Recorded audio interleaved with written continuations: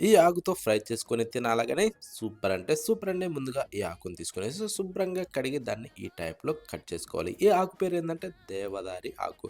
Cut చేసిన దాన్ని ఇప్పుడు ఒక ప్రెషర్ కుక్కర్‌లో వేసుకొనేసి తగినన్ని నీళ్లు పోసి కాస్త సాల్ట్ వేసుకోవాలి. వేసిన తర్వాత మూత పెట్టేసి దాన్నిప్పుడు స్టవ్ ఆన్ చేసి స్టవ్ మీద పెట్టి దాదాపు ఒక 8 విజిల్స్ దాకా రానిచ్చుకునేసి ఈ టైప్‌లో ఉడికిన దాన్ని తీసి ఒక జాలి లాంటి దాంట్లో వేసుకునేసి ఇప్పుడు దాన్ని నీరు ఒత్తేసి పక్కన పెట్టేసి స్టవ్ మీద మరొక ప్యాన్ పెట్టి దాంట్లో కాస్త వేరుశెనగ పప్పులు వేసి కాస్త వేగనిచ్చి ఎండుమిరపకాయలు కూడా వేసి ఇలా వేగిన తర్వాత చల్లారనిచ్చి మిక్సీ జారీలో వేసుకునేసి వెల్లుల్లిపాయలు కూడా వేసి సాల్ట్ వేసుకోవాలి. ఇప్పుడు మెత్తగా పొడిగొట్టి పక్కన పెట్టేసి స్టవ్ మీద మరొక ప్యాన్ పెట్టి నూనె వేసి దాంట్లో కాస్త తాలింపు గింజలు వేసి వెల్లుల్లిపాయలు కూడా వేసుకునేసి ఇలా వేగనిచ్చి ఎండుమిరపకాయ ముక్కలు ఫ్రై చేసిన ఈ ఆకును కూడా వేసుకునేసి ఇలా బాగా కలిపి ఆ తర్వాత పొడిని చల్లుకునేసి ఇలా బాగా మిక్స్ చేసుకోవాలి.